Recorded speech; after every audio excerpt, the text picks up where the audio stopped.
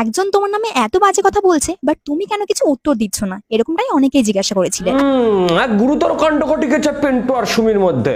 এক বিরাট ধারাবাহিক চলছে। মেন কারণ হচ্ছে যে আমি ওকে হাতে নাতে ধরেছিলাম যে আমার নাম করে অন্য কোথাও ঘুরতে যাচ্ছে। আচ্ছা, হাতে নাতে অ্যারেস্ট হয়েছে, অন্যায় করেছে, শাস্তি হবে। তো দিনকাল কেমন চলছে সবার? আশা করি সবাই আছো ভালো। তো গাইস, চলছে সুমি আর পিন্টুর মধ্যে দ্বন্দ্ব, সোশ্যাল মিডিয়ার ব্রেকআপ। কিন্তু এই ব্রেকআপ কি সত্যি নাকি নাটক? তো চলো আজকে সেই ধারাবাহিকের দিকেই চোখ রাখবো আর বেশি না ওকে ভাট। Let's start. আমার একটা বেস্ট ফ্রেন্ড ছিল, মানে বেস্ট ফ্রেন্ড বলা চলে না, বেস্ট ফ্রেন্ড কম গার্লফ্রেন্ড বেশি ছিল। বেস্ট ফ্রেন্ড কাম গার্লফ্রেন্ড, এটা আবার কিরকম সম্পর্ক? ভিডিও করবো বেস্ট ফ্রেন্ড বলে, এখন বেস্ট ফ্রেন্ড এখন বলবো, কিন্তু আমরা দুজন কিন্তু বেস্ট ফ্রেন্ডের মানে ভিডিওর সামনে বেস্ট ফ্রেন্ড বলবো, কিন্তু ভিডিওর বাইরে সব রিলেশনশিপে আছি আমরা। বাহ, কি ভালো চিন্তা ভাবনা। সামনে জাস্ট আ ফ্রেন্ড আর পেছনে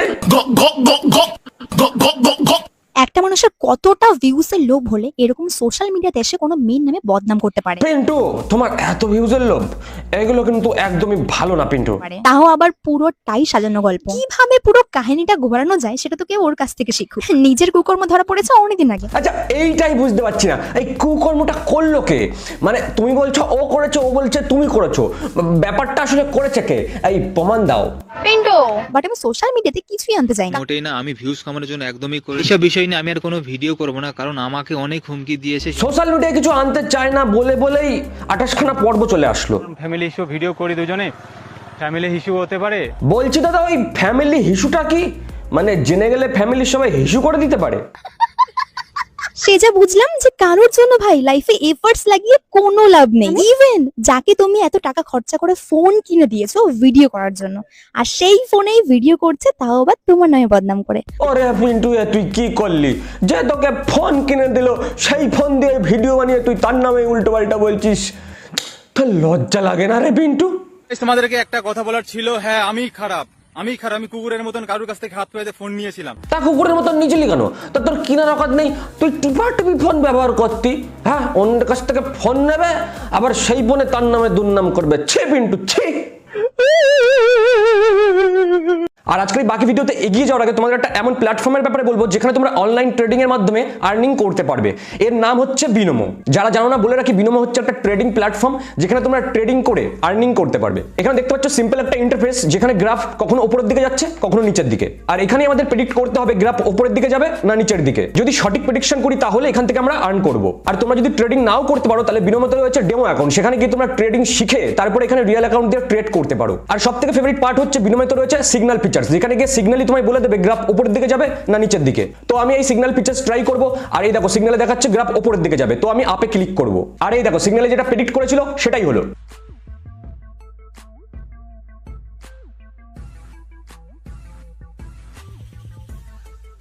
আর এই দেখো অ্যামাউন্ট। এবার এটাকে উইথড্রল সেকশনে গিয়ে ডাইরেক্ট ওয়ান ক্লিকেই উইথড্রল করে নেওয়া যাবে। তো আর দেরি না করে আমার ডেসক্রিপশনের পিন কমেন্ট থেকে এখনই বিনোমো ডাউনলোড করো। আর আমার লিংক থেকে ডাউনলোড করলে আর আমার প্রোমো কোড ইউজ করলে তোমরা এক্সট্রা বেনিফিটও পেয়ে যাবে।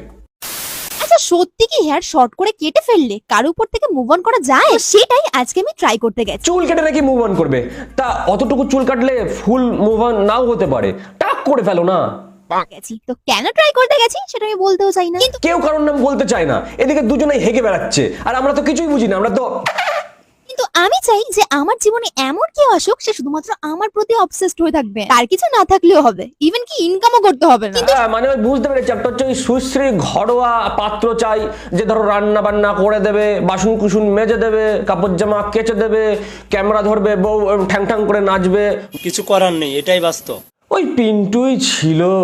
ও আর একটা কথা, চুলের এই কাটিংটা অথ্রু লাগছে।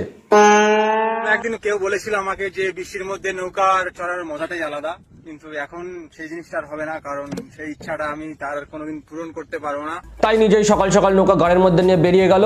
মানে এতদিন ধরে সম্পর্ক রয়েছে আর তুমি নৌকায় তুলে ঘুরতে পারোনি এখনো। সব জায়গায় ঘুরতে গেছো কিন্তু এখনো নৌকায় তুলে নিয়ে ঘুরতে পারোনি।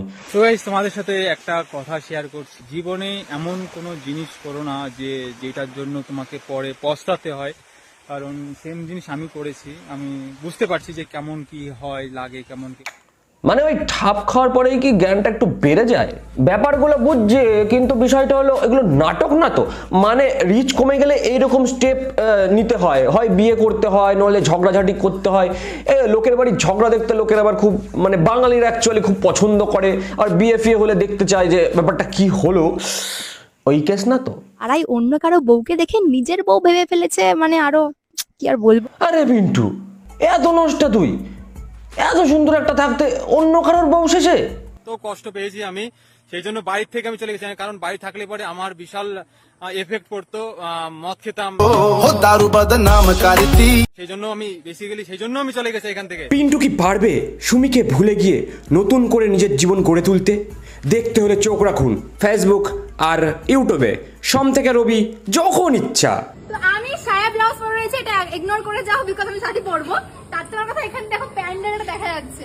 দেখো সায়া ব্লাউজ পরেছে, সেটা ইগনোর করো, প্যান্ডেল দেখো।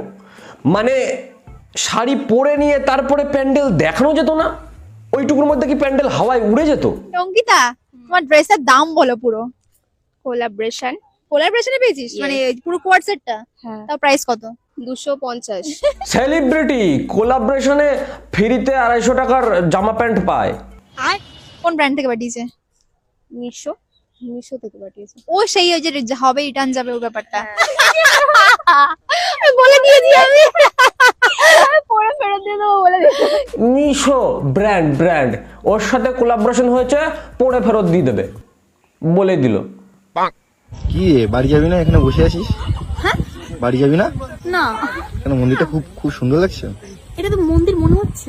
এর প্রথমে মুখের রিয়াকশন খানা দেখে ভাবছি মনে হয় পায়খানায় বসে হাঁক দে ব্লগ বানাচ্ছে। পরে দেখি না, হাঁকছে না, যা হাগার তো সব ফেসবুকেই হাগে, বাথরুম পায়খানা তো কিছু নাই। কথা নিয়ে এসছে আমার। এটা বলা যাবে না সবাইকে। কি খাচ্ছ দেখি? এই তো আমি এখন চিকেন পকোড়া খাচ্ছি গাইস, কেমন খেতে? খুব ভালো খেতে। তোমার কেমন লাগছে? আমি তো খাইনি, আমাকে তো দাওনি এখনো। আমার কেমন লাগছে? তোমাকে খেতে কেমন লাগছে নাকি তোমাকে দেখতে কেমন লাগছে? খাওয়া দাওয়া বেশ ভালোই হচ্ছে। বলছি এটা নতুন নাকি? ক্যামেরায় বলবো না সামনে বলবো? শরম করো। আমি এসছি পদ্ম ফুল তুলতে, সুমিকে দেবো। পিন্টু মানে ওই পদ্ম ফুলই দেবে তো? কারণ কেউ খাচ্ছে সুমিকে, কেউ দিচ্ছে সুমিকে, ব্যাপারটা কি? এক মিনিট পিন্টু, পদ্ম ফুল দেবে কেন তুমি? তোমার তো ব্রেকআপ হয়ে গেছে, ওর পদ্ম ফুল তুমি পেছনে ঢুকিয়ে ফুটিয়ে নাও। আমি ওকে শপিং করাতে নিয়ে এসেছি। এই দেখো প্রথম ড্রেসটা পরেছে, দেখো এই না ওই সাইজটা পরে দেখো, এই রাইট, এই যে সেকেন্ডটা, আর এই যে 3 নম্বর।